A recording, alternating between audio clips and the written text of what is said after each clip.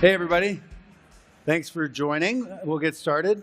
I see some familiar faces in the room, which is always good. But thanks for attending. It's always good to be speaking at SaaStr. I think this might be my 10th year and our second year in a row together. My name's Doug Pepper. I'm one of the partners at ICONIQ Growth.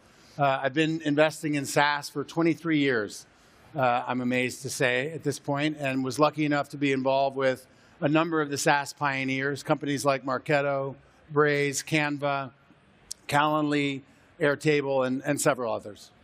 And I'm Christine Edmonds. I'm also a partner at ICONIQ Growth, where I've been building our analytics practice over the past 5 years.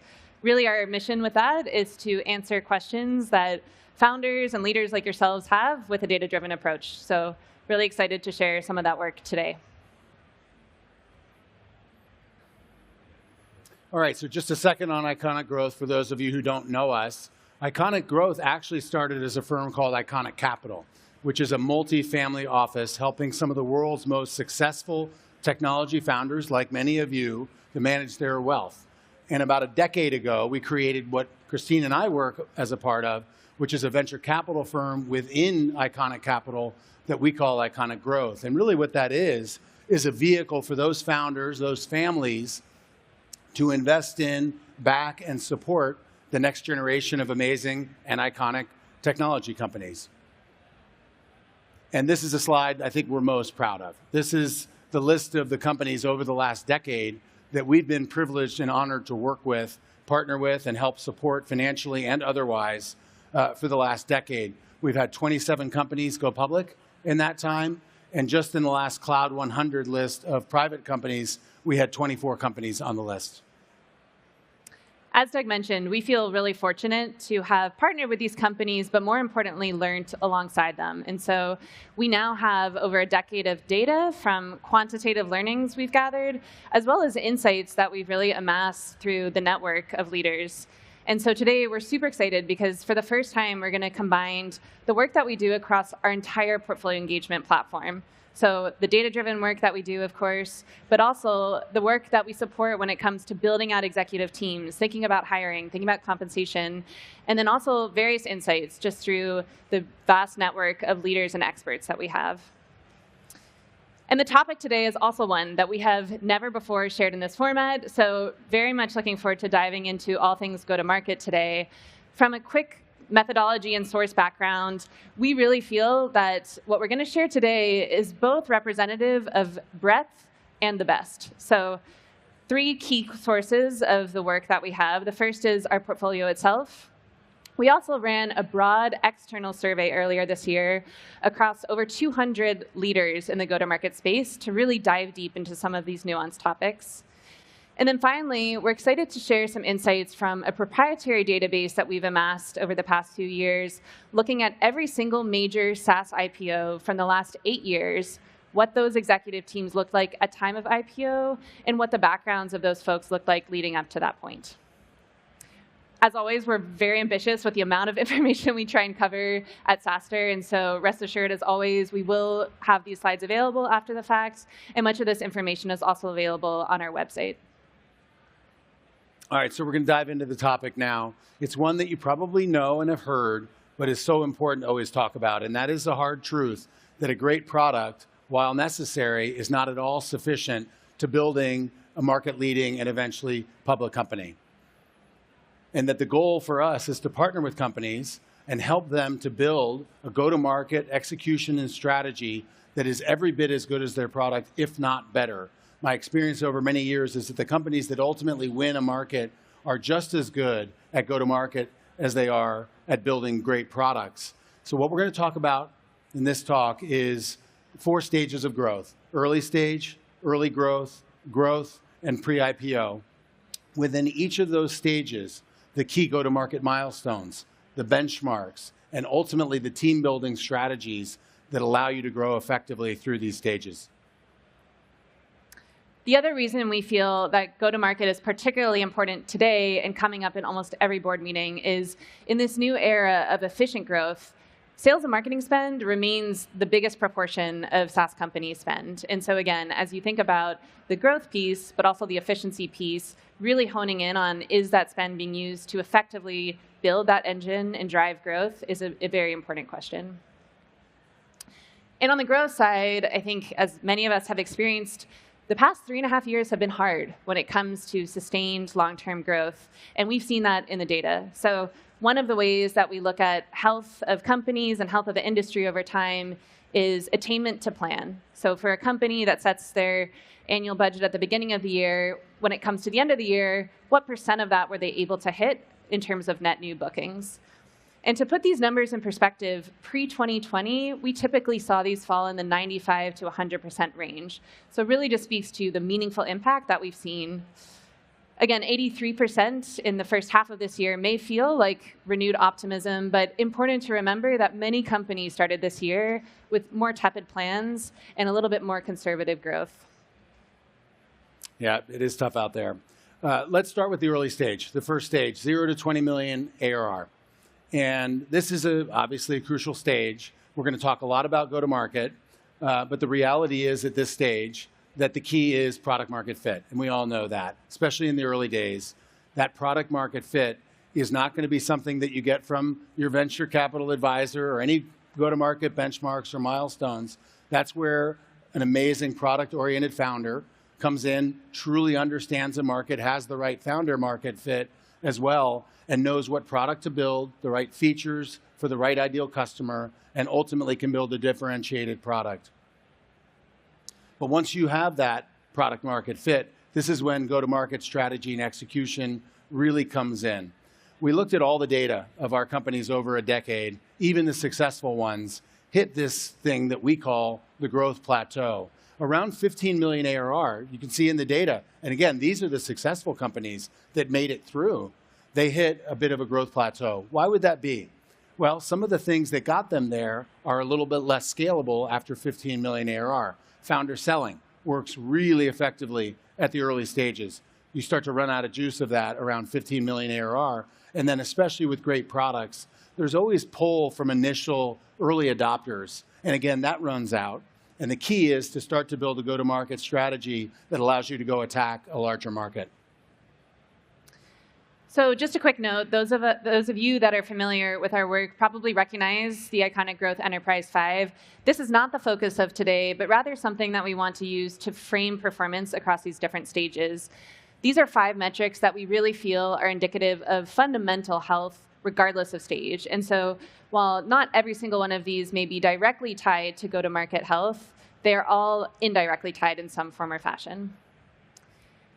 So what do these look like from an early stage standpoint? I think the one number to focus on here is year-over-year growth. This is a stage where the best-in-class companies we see are able to double or triple their revenue in the first few years of growth. And from a strategic standpoint, on the left-hand side here, we've talked about product market fit. But again, as Doug said, starting to think about building out the early stages of that team, transitioning from founder-led sales, really thinking about incentivizing growth as you build those teams as well.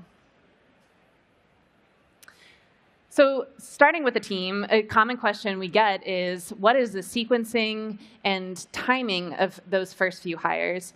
And before we dive in, there's a lot going on this page, but most simply, the way to think about this is a fairly dumbed down version of an org chart. Anything that's in a dark color is a role that in this first stage of 10 million and below, we see more companies have. Anything in a lighter shade is less common. And so what you'll note here is most companies will hire their first AE before a head of sales. This is a stage when, for the most part, founders are still leading sales, and that is strategic. Founders are very good at leading that sales. They need to hear the voice of the customer. They need to use it to refine their products, but they're also good at a lot of other things. And so it's super important to use that feedback to think through when is the right time to transition sales to a proper head of sales.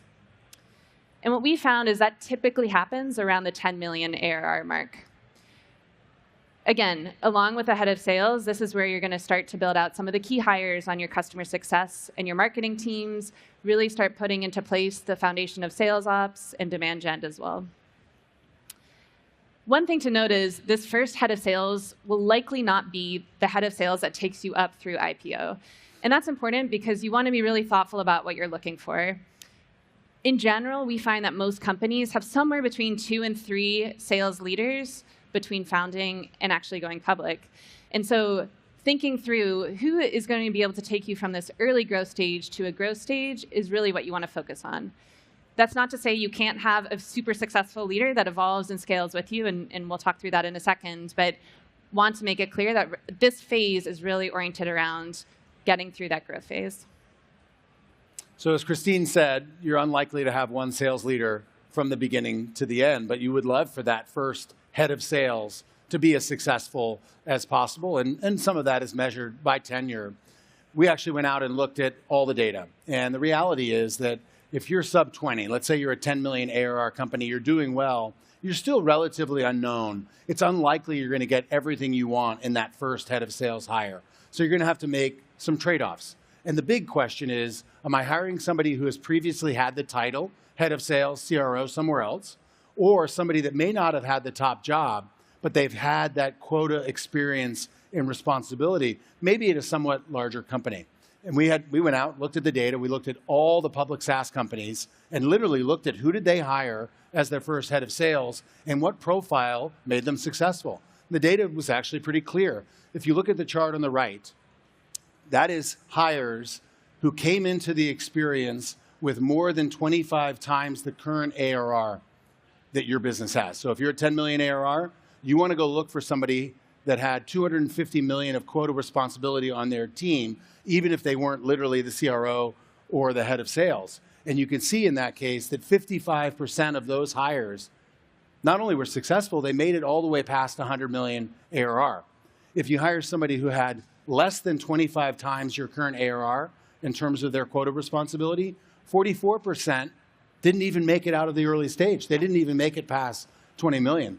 So our experience, and my real world experience, is to go look for that person who has the experience, the quota responsibility, not necessarily the title.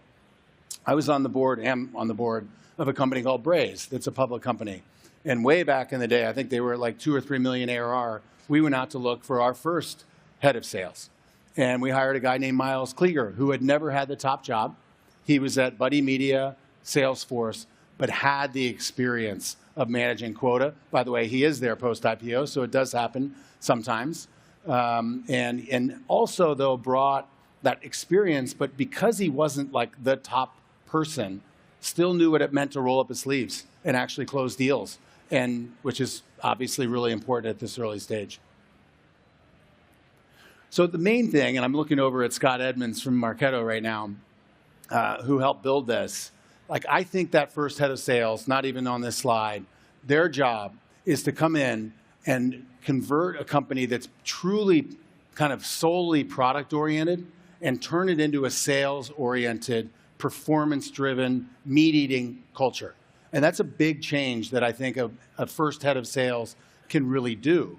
One of the ways that they do that is build the first incentive compensation plan that includes variable compensation for specific goals. And we went out to talk to all of this, like 260 executives, to look at how do they do this compensation. Account executives, obviously the highest amount of variable comp, about 50%, typically around new bookings. SDRs, BDRs are next, new meetings, new opportunities. CSMs also have significant variable comp, 25% around renewals and eventually driving net dollar retention. And again, the goal here for this first head of sales is to really build this performance culture. And we saw 82% of those surveys, 65% use accelerators and spiffs to drive really specific goals. It could be selling more deals at the beginning of a quarter so a quarter isn't so back-end loaded. It might be closing customers in a certain segment or long-term contracts. The idea is to just really build in that sort of sales performance culture. Actually, an anecdote from Marketo, now that I reminded of it, we hired a guy named Bill Binch, who I think you would agree turned that into a sales-oriented culture. And you know, it's just everything. We would come to board meetings, and the whole lobby's filled with balloons. And you're like, what are these balloons for? And then, of course, during the board meeting, there's a gong ringing for all the deals that are closed. And then all the AEs gather. This was back when everybody was in the office. And the AE that closed the deal would pop the balloon, and out would fall an iPod or some other gift. And it just, everything you can do to change the culture or at least add a sales orientation to the product orientation that you have is critical at this stage. All right, transitioning to the next stage. We call it the early growth stage. This is 20 million to 50 million ARR, crucial moment for the company. This is the first time companies, in our experience, are really starting to build their go-to-market organization for scale. So what are they doing there? Of course, they're hiring a lot of people. And so because of that, they're segmenting their teams along a number of dimensions that Christine will talk about.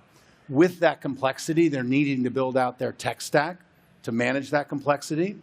And then they're building out their management and leadership layer to enable and coach their individual contributors. One of the key words you just heard Doug say a number of times was scaling and team, and that really is what this phase is all about. So on average, we see as companies move up towards that 50 million ARR mark, they're doubling their team size on the sales, marketing, and customer success side.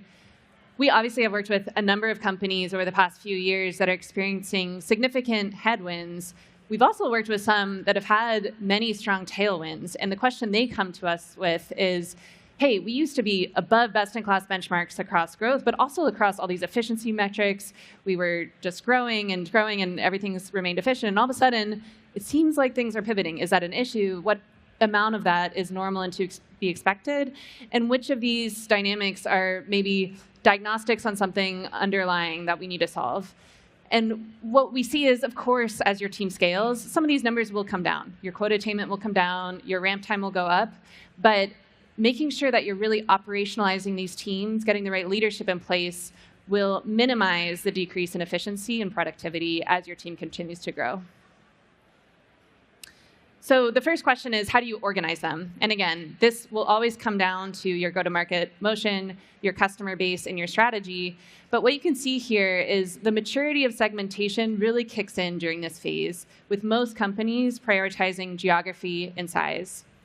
As companies continue to scale, that's where we start to see segments like industry come into play, where really understanding your customer in a detailed manner is important to moving up market, increasing ACVs, and having those higher touch sales cycles.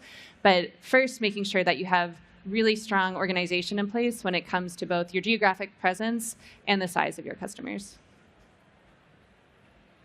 So as Christine said, you're dramatically hiring into your go-to-market team. You're segmenting them. All of that leads to complexity. It's necessary complexity, of course. I knew everybody would take the most pictures on this slide. It leads to complexity. And in order to manage that, you need to build a tech stack. And we actually went out and surveyed again 200 executives. These are the top 3 most utilized tools that we got feedback on in that survey. You can see Salesforce cuts across a number of the different categories, but there are amazing best-of-breed companies. This is what we look for. These are not all our investments, by the way. These are outside of our portfolio. Many of them, companies like Clary, Forecasting, HighSpot in sales enablement, Captivate IQ in sales incentive management.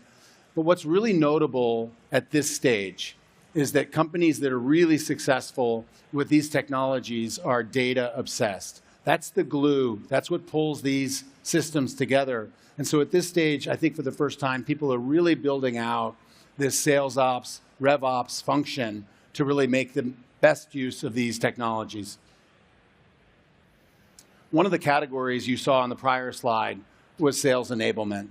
And the reason why that is such an important category is actually represented by the data on this slide. And that is that as you grow across stages, everything gets harder.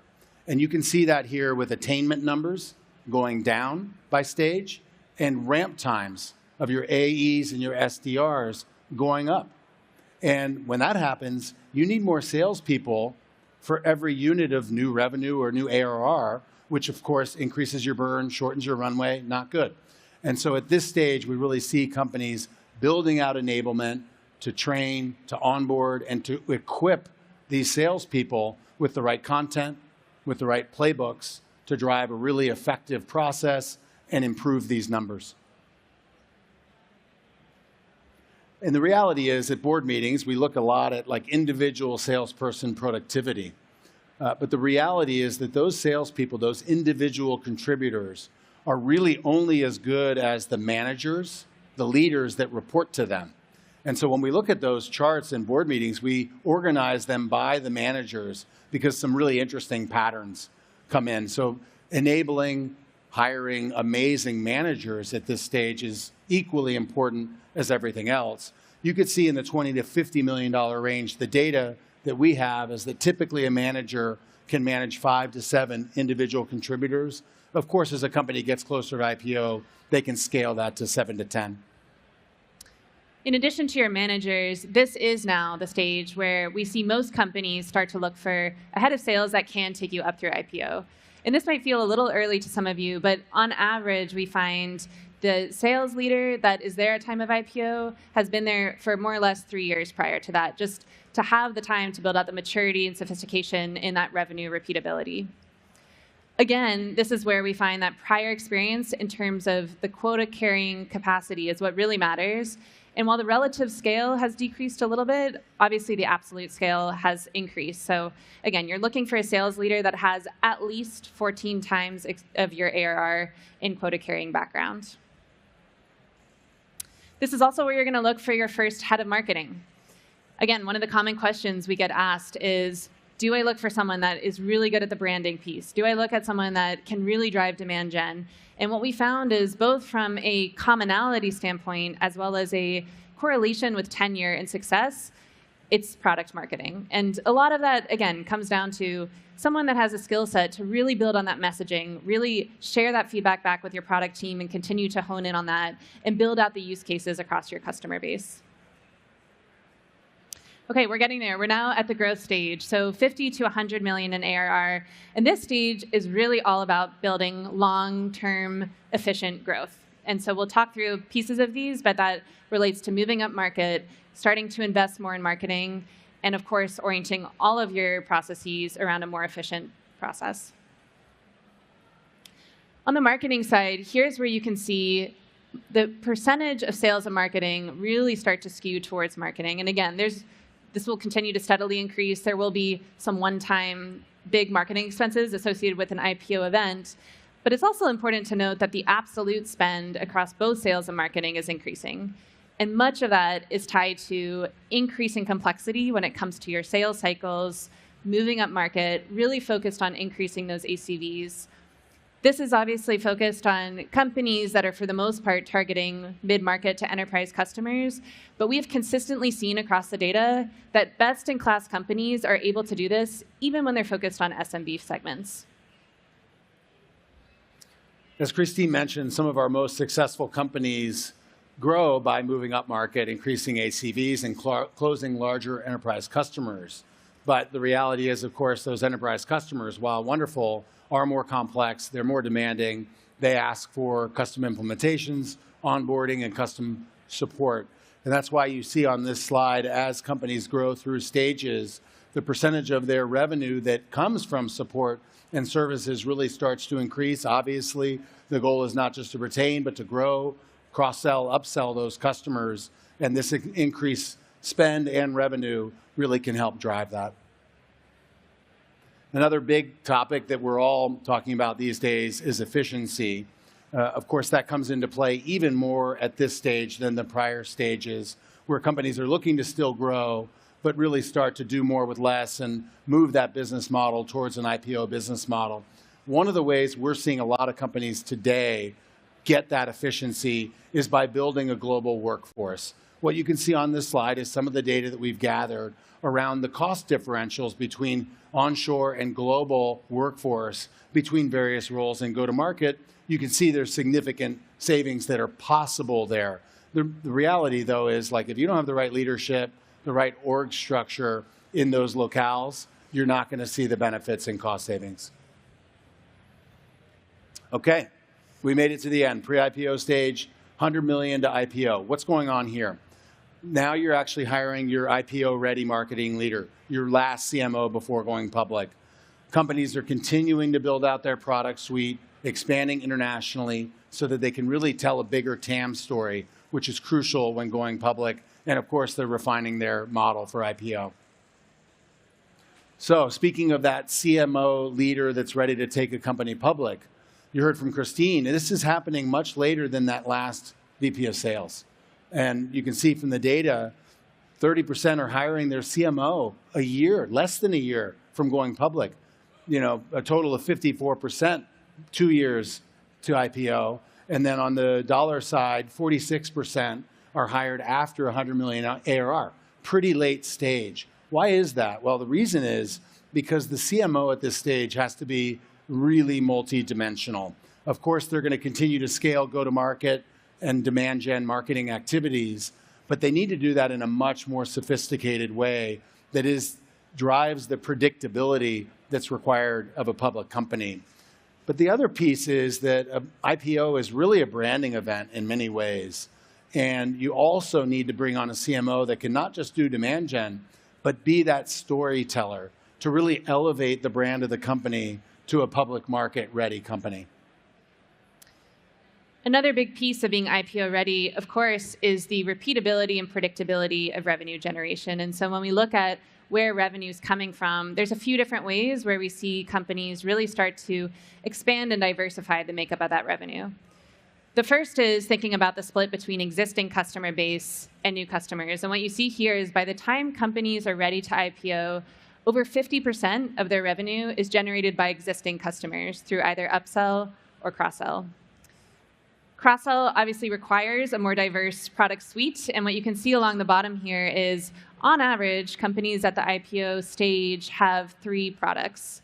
That said, I think what we continue to see anecdotally is it really is that first core product that's driving growth up through IPO, and these accessory products that are helping bolster the use cases and really drive more of that cross-sell and upsell efforts. The other lever to further building out the revenue, of course, is international expansion. And this, again, needs to be a strategic decision and question that is asked. Do you have competitors in these markets? Do you have existing customers in those markets with compelling use cases that can be references to future customers? Are there potential partners that can help you sell in the early stages as you get your team set up there? If all of those are the case, then of course it makes sense to start expanding internationally. And again, at the time of IPO, we typically see about 30% of revenue made up from non-North America customers. So transitioning quickly, if you've done all these things and you feel, okay, we're ready to start thinking through going public, the big question that many people are asking is, when will that window reopen? And this is a chart that I'm sure all of us are tired of seeing at this point. We know what happened with SaaS multiples rising and then dropping very quickly, and for the most part, shutting down the IPO market. And so today, instead of trying to guess when that timing will come about, what we really wanted to focus on is, when it does reopen, what is going to matter when it comes to your growth, your efficiency, and the go-to-market engine that are powering both of these? So we actually looked at the data. Again, not surprisingly, we looked at all the publicly traded SaaS companies and did a regression analysis of what are the key drivers of your valuation and your valuation multiple. And this is actually the answer in order. Revenue growth, probably not surprisingly, but not just growth itself, but what is the predictability of that revenue? How effective are companies at providing forward guidance and sticking to that guidance? Net dollar retention, we've talked a lot about that, but really what's the ability to drive future growth from your existing customer base, which is obviously a lot more efficient? And then gross margin and profitability, speaking of efficiency, how effectively, what's your unit economics? How efficiently are you able to generate that revenue growth? And then, of course, the double-clicking on the age-old question of what's more important for me in terms of my valuation. Is it revenue growth or is it efficiency?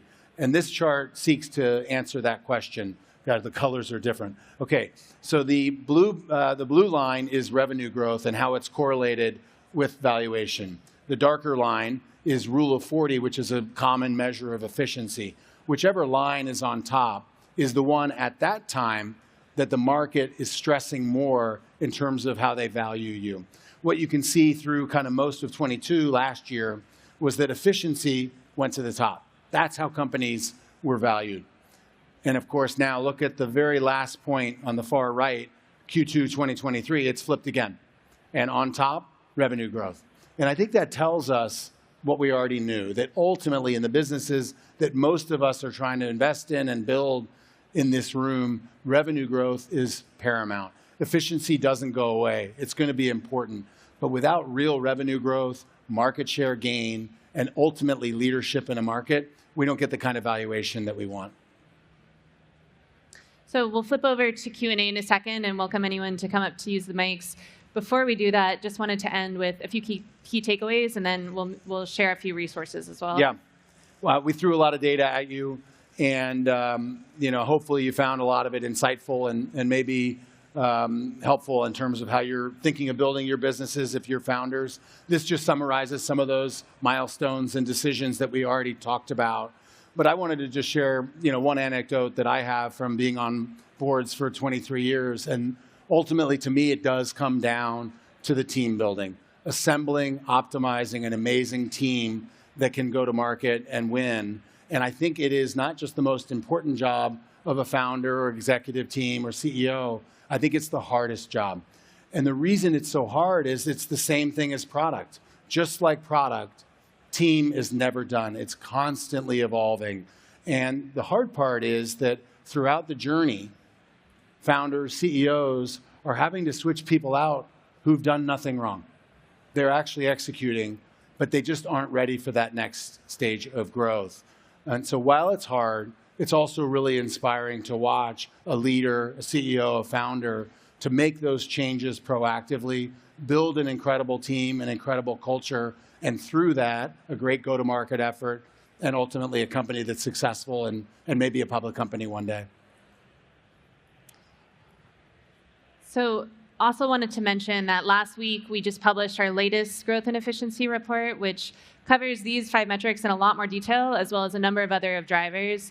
You can find all of that on our website, iconicgrowth.com/insights, along with a number of other resources. So again, today we really tried to pull together a cohesive story, but that's comprised of probably 5 to 10 different very detailed studies, and all of that is also available on our website.